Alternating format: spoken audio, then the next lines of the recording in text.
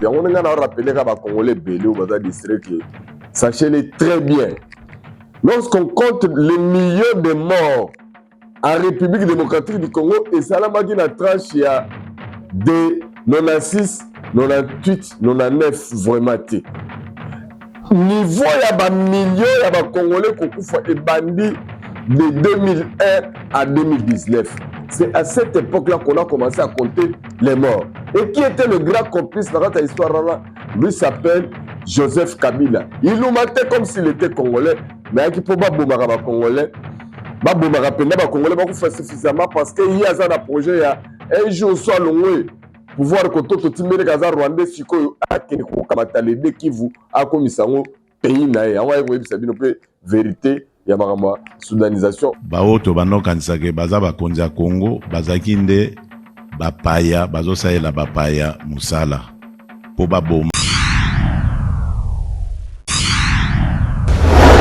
mbote bakongolais bana monde entier surtout bino bato botonda bolingo ya Congo na ya bakongolais bino nde tozana bosenga na bino parce que tango yango ekoki tango nzambe et Congo lokola nzambe alingaka kotika ngote yango moni toujours nzamba zali pona ko répondre positivement na makambo ya Congo tolobaki ke période tozali ezali nzambe emoko muto aza ko agir na ba multiforme na ba façon ebele voilà pourquoi lelo toko solola tozo solola ma solo ya mboka na biso merci ndenge d'abord vous allez kopesa biso confiance à travers Tindika télévision toujours dans ba commentaire bon mon messano le nom de Papi Kamwasi revient oui je deviens comme la référence mais sauf que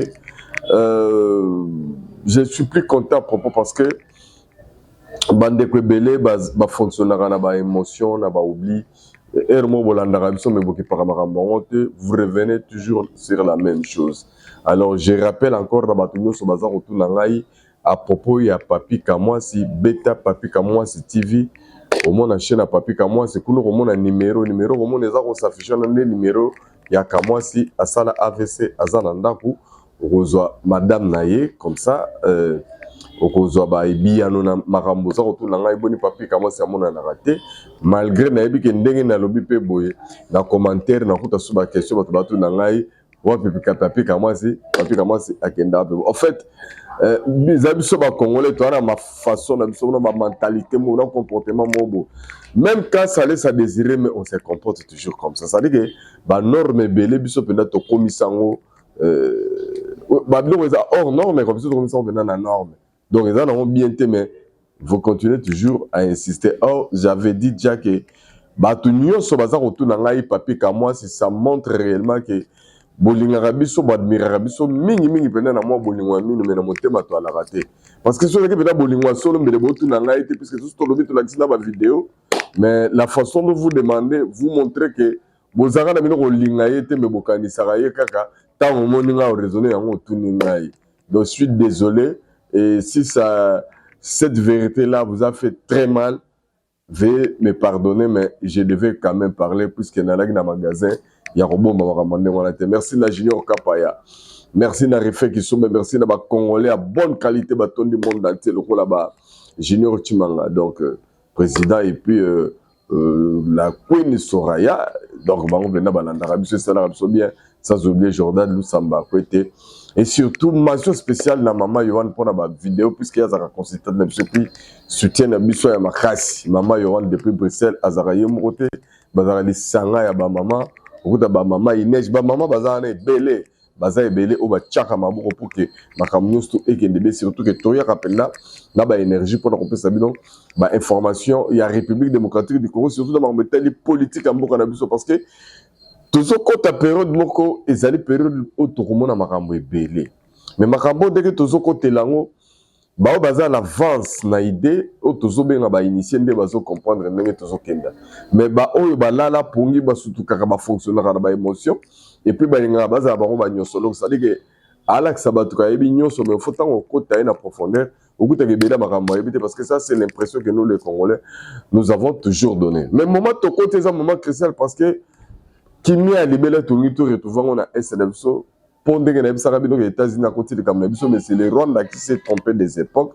Ils ont la bateau PPRD, ils ont la bateau Kabila, ils ont la bateau AFC, ezala bato Kagame, ezala ba Rwandais, ezala ba FDLR. Tous ces gens-là, gamme wana nyonso puisque baza ba aventurier, ezala vena conglomérat d'aventuriers, aujourd'hui ba Ougandais, ba Rwandais, ou ba banda depuis AFDEL. Parce que pour votre information, c'est maintenant qu'on veut faire partir AFDEL. Parce que AFDEL, depuis la nuit d'État, depuis 96, a tikalaka ne kokendete. A juste changer bilongina ba Congo. Mais c'était les mêmes personnes oyo ba kabwana ki donc ba infiltré qui même ba parti politique ba kota ba mouvement mususu ba kota ba parti politique oyo ezana ya non violence ba mususu ba kota ba parti ya ba rebelle ba mususu ba composer na gouvernement zaki en place parce que zaki ba tentacule na bango nde ba zaki ko œuvrer pour balingaka mboka na biso te. Mais il y a eu quelqu'un qui s'est levé. Et lui, c'est Félix Antoine Tshisekedi Tshilombo. C'est le seul président à moi, il y a le Tokoro Banda, histoire à Congo. Et Bandi, à Téléméri, Kagame, pas qu'on accès Moussapi. Maintenant, en face de lui, Bozana, les chômeurs politiques, les aventuriers, les intellectuels qui ont beaucoup étudié, mais pour répondre à rien, quand vous le mettez en fonction, il vous montre encore beaucoup de théories où vous allez constater que au bani na point A jusqu'à point Z, au monde que avancement, mais théorie est belé na barguiment na ye. Donc vous avez des catégories de personnes comme ça qui refusent de mourir, qui refusent de disparaître, qui sont là, qui se disent que tant que nous sommes vivants et qu'on ne se retrouve pas dans les affaires, on va déstabiliser le Congo. Parce que pour le Congo, il faut vivre. C'est depuis 60, les années 90, les années 2000, à l'époque, mais il s'est dit, lui ne peut pas disparaître. Parce que lorsque lui, sa vie ne va pas bien, c'est que le Congo aussi ne va pas bien. Mais tant que lui est en fonction, il y a un mouvement politique qui est en Congo, c'est toujours mingi dans le régime où ils allaient diriger tout en place pour naïe Congo les a mieux. Mais ceux qui avant de la garage m'ont pendu le même jour, Congo est baby, Congo est okufa, tyrannie, mauvaise gouvernance. Il y a quoi là on va théorie mais le retour là que l'époque nous sur le kaki et les kaki n'est pas autre que la royaume saoudien. On a rappelé qu'à Congolais belé au bazar district que sachez-le très bien. Lorsqu'on compte les millions de morts en République démocratique du Congo et ça là qui na tranche il y a de 96, 98, 99 vraiment té. Niveau il y a des millions il y a des Congolais qui kufa et bandits de 2001 à 2019. C'est à cette époque-là qu'on a commencé à compter les morts. Et qui était le grand complice dans cette histoire-là?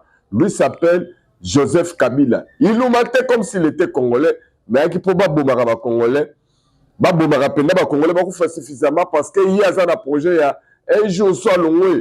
Pouvoir que tout le monde est rwandais, si vous avez des qui vous a commis ça au pays, vérité. Il y a une soudanisation. Wana ezalaki juste un trop pour la bino ba congolais. On vous a dit qu'il dit babuzaki koyeba te makamne ngezo le katope simbote na Nicolette. Mwasi Pembe, le parfait de bonne odeur to pesi pembote na vina ngatu ba collège Azolanda biso ya maman Laurence toujours yo benna o le karabango. Kenjo mukendi Londres ne tombera jamais tant que yo zawana donc morota roya kofuka parce que au kangi Londres au kangi mikili au kangi erreur pozo pesa bango évangile ozo pesa bango indusa biso koto tozape wana kaka na cadre ya sokomonité kondimate toza ko développer toza ko senga ba congolais bazala na bolingo ya Congo na ya ba congolais lokola kaka Gelor Nkumu ya ba ya divine mobi Gelor Nkumu ya ba ya divine mobi na kati ya bandala wa yepe na solo laka alakisa que il faut d'abord le Congo ndeko moko na commentaire na mona zo kamanga oh yo na mono beti ki Congo beti tiluba obeta lingala swahili non mi na sema ka swahili kidogo donc mi est congolais d'origine, vraiment un vrai congolais de père et de mère. Donc comment on a sema que Miko il y a province nini Miko il y a village nini apana hein leo mi nasema que mi congolais voilà on a débrouillé peu sur l'histoire c'est-à-dire que le problème est aboyé toutes les 4 langues n'aient bien tout est à 100% comme tel mais fréquemment on se présentait dans le débrouillé mais sinon pour être à l'aise na mona raso qui na tambuli n'est-ce pas, si à Congo Mobimba, il faut se sentir à l'aise que naza pas na biso. C'est ça mon souhait. Na ninga rappel congolais nyonso. Ya moni na yebisa rabino na rappel rabino bolingo ya congolais ya ba congolais, c'est-à-dire que un vrai congolais face à la capacité complexité a maniolaka quelques mots. Mina kopenda sana mchele toka komulango weko nani dina yango nani kama unasema mina shikia, tu vois, ce sont des eza nango babilo mo mike pour eza pour refléter que naza congolais, pour dire que ceux qui veulent nous diffuser avec les autres bakosa maka, parce que toi na président moko otoza na une époque à lelo président Félix Antoine Tshisekedi Tshilombo azali kasayen muluba mukwantombolo ya kabe ya kamwanga. Mais bon, tout n'a pas particularité. Particularité président na biso utana libumu tata na yena mama na ye na ndenge babota bango nyoso mibali 6. En tout cas na yebi à part que je puisse me tromper, aucun d'eux abala muluba. Imaginez. Bana ya papa était Tshisekedi ata moko ta bala muluba. Donc ce papa là, c'est lui le vrai Congolais même. Donc n'était pas tribaliste. Oh balinga balexabino na mito bato baluba non. Elle ne se comporte pas comme les Balouba. Donc vous avez toujours eu à nous donner les points négatifs. Très prochainement, on va la vidéo de Diombo à expliquer une historique et belé. Il y a vraiment les 40 bakasayena bakatangé. Parce que tu as une confusion. Mais tu sais que les gens tombent sur le solo boye. Moi si nae azali mutu ya Sud Kivu. Na territoire ya Walungu, Mama Denise Nyakero Tshisekedi. Donc na kati ndako ya Félix Tshisekedi en tant que chef de l'État Mukantombolo, ezate que Chiluba kaka mutelo bamaka. To Swahili kaka mutelo bamaka. Kutu lingala nde dominaka. Imaginez. Donc ce qui veut dire que tribalisme na niveau bino boye la rabiso nango ezate, mais sauf que nalina kanga parenthèse na bana retirer bino ba vidéo na préparer pour la lelo.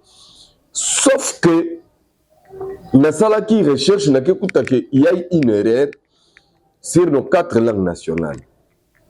Bon vouloir en été. Donc il y a une erreur comme quoi sur les 4 langues nationales, kaka moko mteza langue nationale en même temps tribu. Eza Chiluba, Baluba. Le Baluba en même temps tribu, en même temps eza langue nationale. Voilà pourquoi on a dit ça. Soko zoro baga Chiluba mbala moko ba monora muluba. Njokande okoza la posa na yo muluba te, mais ulo baga Chiluba oyebi yango na cadre la langue nationale, mais kinoa ya oyeba te ki eza langue nationale ba mo taxi okaka muluba baluba so bakutani balobaka muluka mboka na baron ne tribalisme ba pakola baluba, parce que baluba bazalaka na dialecte mususu te na ba village na bango. Mais mu Congo muswahili mungala boko koloba na bango Kiswahili bolobi Kiswahili, mais tango azonga na village na ya koloba dialecte na ya loba Swahili te. Mungala de même boko koloba ne lingala, mais tango mongo akozonga pa ba mongo ba koloba ki mongo, tango ngomba akozonga pa ba ngombe ba koloba ki ngombe. Bakongo ndenge moko bokoloba kikongo muyanzi tango azongi chez bango lobi kiyanzi mumbalaki alobi muzombo aki alobi kizombo muyomba aki alobi kiyombe, me bakongo bango nyonso tu. Mais contrairement à Muluba, maintenant ce qu'on a ce qu'on a vu ya Mbujimai batete na bazawana basonge bazawana nakananga bakuba bazawana bakete bazawana babindi bazawana bakanyoka bazawana na Mbujimai tout comme nakananga. Et tous ces gens là dans les écoles bazotanga 2 langues d'enseignement, bazotanga na français et puis na Chiluba. Maintenant du coup tous les élèves azalaza musonge, azalaza mutetela, azalaza kanyoka, azalaza mupende, donc azalaza mukuba, ils sont censés étudier d'abord en Chiluba et en français. Du coup faut baïba Chiluba koloba. Tant ba ibisko koloba Chiluba, tant ba na Kinshasa ba koloba na Chiluba. Yo ignorant ya kino mto komisa ignorance raison. Yo kotonga bango ba baluba o to lembi bango pendant que eux-mêmes ne se reconnaissent pas baluba. Bango bana bango bakuba. Bango bana bango basonge, bango bana bango batetela, bango bana bango bakanyoka. Mais le fait que Chiluba est langue nationale yango balobaka yango. Yo komo nozo silikile. Donc on peut savoir ndakisa ndeko Eliezer Tamboza musonge aza mutakabinda. Aza muto province ya Lomami. Balobaka Chiluba. Ndeko Basile aza mutetela. Alobaka Chiluba. On a raison pesa balobaka ngo kitoko pe tango balobaka yo yeba teke aza muluba. Voilà pourquoi biso ba Congolais to vivre trop mingi na ignorance wana ya makasi. To vanda kana ngo to devenaka mutu muso vande la na en matin midi soir pour balobaka Chiluba kasaka muluba. nzoka azalaka ne mutetela o nzoka azalaka ne musonge o nzoka azalaka ne mutu ya katanga pena me avanda pe na mwenidi wana yebane pe chiluba bandeko na biso katanga ebele balobaka chiluba ti ya kasai wana ebele balobaka yango bino boyebaka te yango wana bolongola ignorance bozwa nano bolingo ya kongo na ya bakongole bolatango mpo tokende tout droit kaka tout droit kaka gelor nkumu ya bato ya divine mobi donc nayebi soki makambo ezango meme grande sœur chérie depuis Canada aninga lula na pesi mbote junior Roger Boya depuis Montréal pe na pesi mbote bozali belé Kamba immeuble depuis Paris donc boza ebele na pesi bino mbote tozali ensemble. Alors ce jour il y a président Félix Antoine Tshisekedi Tshilombo na ville ya bano les alagi nani webi ka solo li pena na ba chef coutumier webi ka solo chef coutumier vérité moko ebimi na pardon moi na Congo yo muto yoka Kabila olandaki Kabila yoka identité ya Kabila à partir à Félix Tshisekedi mozo révélé OK bato moko toyaki na bango bakonzi tokasaki baza bandeko na biso bakongole nzoka nde bazalaki wana na intere ya bapaya bakosalela bapaya ayebisa bakolo mabele mpo bango balaki ekili bama mosusu bakabela ye mabele mosusu bakabela ye mapango bazalaka sasa ndeko na biso mais mbo alakisi ezaleli.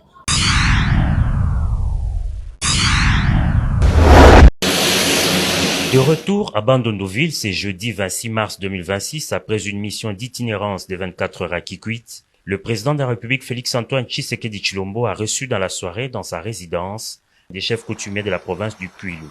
Dans une belle ambiance et en présence du gouverneur de province, le chef de l'État s'est entretenu avec ses gardiens des traditions sur la gestion des affaires coutumières et la situation sécuritaire dans le pays. Le président Tshisekedi a insisté sur la vigilance en cette période de crise sécuritaire. Baoto banokanisake baza bakonzi ya Congo bazaki nde bapaya bazosalela bapaya musala po baboma bana ya Congo po bazwa biso na boumbu makambo boza komona ezosalema na est ya mboka na biso ezali par hasard te eza mosala ebanda kala ezalaki na relais na kati yao bato tozala kokanisaka bakonzi ya mboka nzoka nde bango nde mutu bazozwa mitindo oyo euti kuna po basalaka bana Congo mabe yango nasengi na bino bofungola miso pe boyebisaka bana mboka nyonso baza vigilant mouvement nyonso ya suspect bokomona ezala epa ya congolais ezala epa ya mopaya bo signale yango na bakonzi batala ndenge nini bakokende nango de sorte que to batela mboka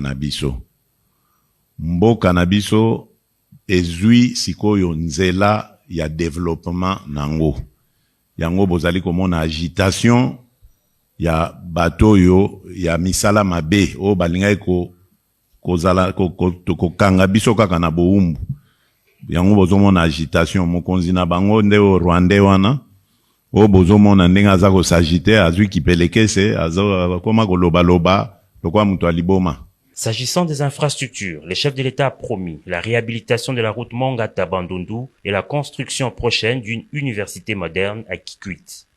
Dans un mémorandum lu par leurs représentants, les chefs coutumiers réaffirment leur soutien au président de la République et promettent d'accompagner sa gouvernance. Dans la foulée, les autorités coutumières lui ont remis un présent, symbole de pouvoir.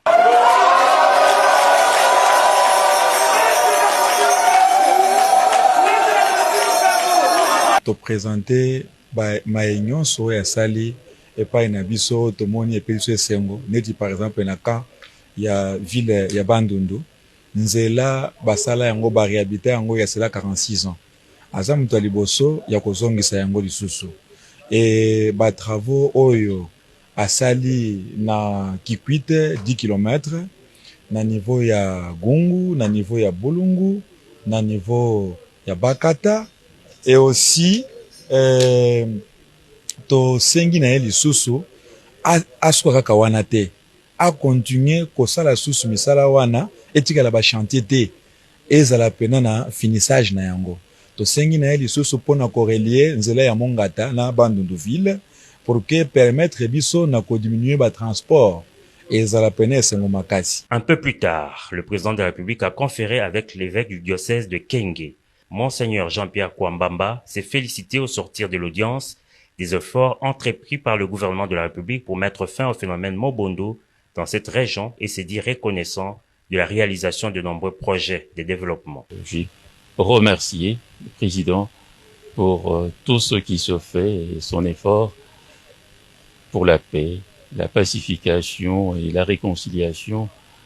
Je lui dis également merci, je dirais, pour ce qui se fait spécialement dans notre contrée. Et vous savez qu'il y a eu ces phénomènes de Mobondo et nous sommes contents que de plus en plus il y a quand même cette réconciliation avec au sein de la population locale et la plupart, je dirais, les gens peuvent maintenant se déplacer dans leur région. Alors c'est une grande joie et nous sommes très reconnaissants à son Excellence, Monsieur le Président de la République. Il faut préciser que le séjour du Président de la République se poursuit à Bandundu-Ville.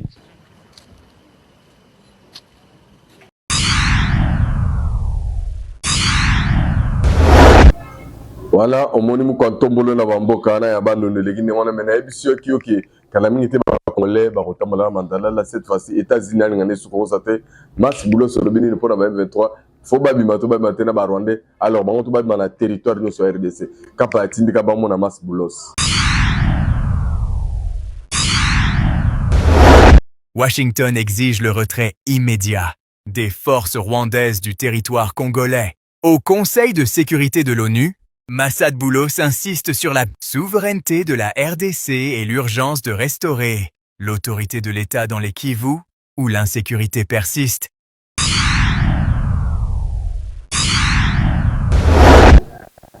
Kobima biso topesi soutien sur le maboko FARDC pe ba wazalendo et ba FARDC na minute esengo télévision nanu ndenge joie ya ba FARDC bako sepela et puis bako kumisa mokonza mboka Fachi tindire biso mando kitoko ta ronda to barre bango c'est parti.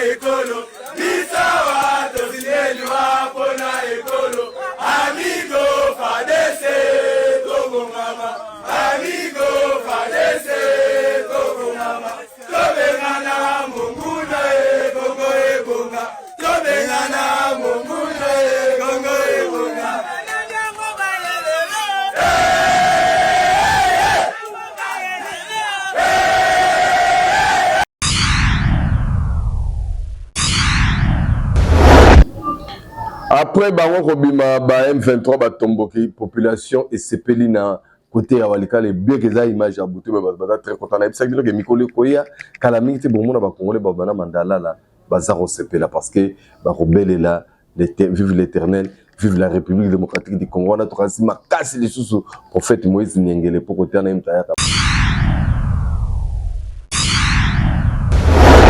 L'heure des comptes à Lubero. Dans les montagnes du territoire de Lubero, le silence a repris ses droits, mais c'est un silence lourd de conséquences. Après l'occupation, les colonnes de l'armée rwandaise RDF et de leurs supplétifs du M23 se retirent vers le sud. Derrière eux, le paysage change, mais surtout, les masques tombent. Pour ceux qui ont choisi de trahir le drapeau congolais pour servir les intérêts de l'agresseur, l'heure est désormais à la panique. Durant des semaines, certains civils se pensaient intouchables sous la protection de l'ennemi. Ils ont commis l'irréparable, dénoncé leurs frères, identifié des patriotes pour le compte des rebelles et insulté ouvertement les FARDC, jurant que l'État congolais ne reviendrait jamais. Mais aujourd'hui, le maître étranger s'en va, laissant ses collaborateurs à leur propre sort.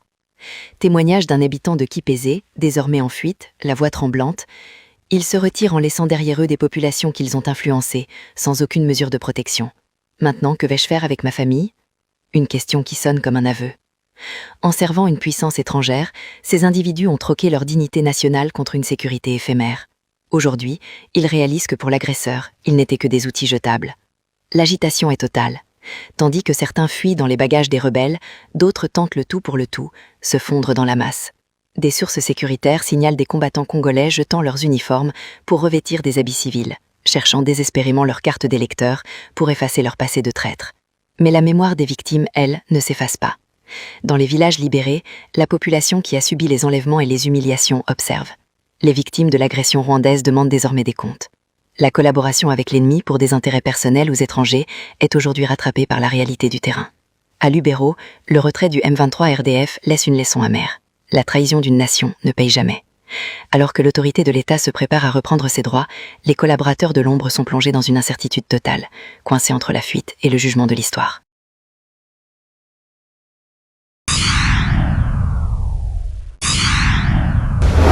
Maman Yohan, vraiment bossi babiso makasi, otozo kenene le roya traversé.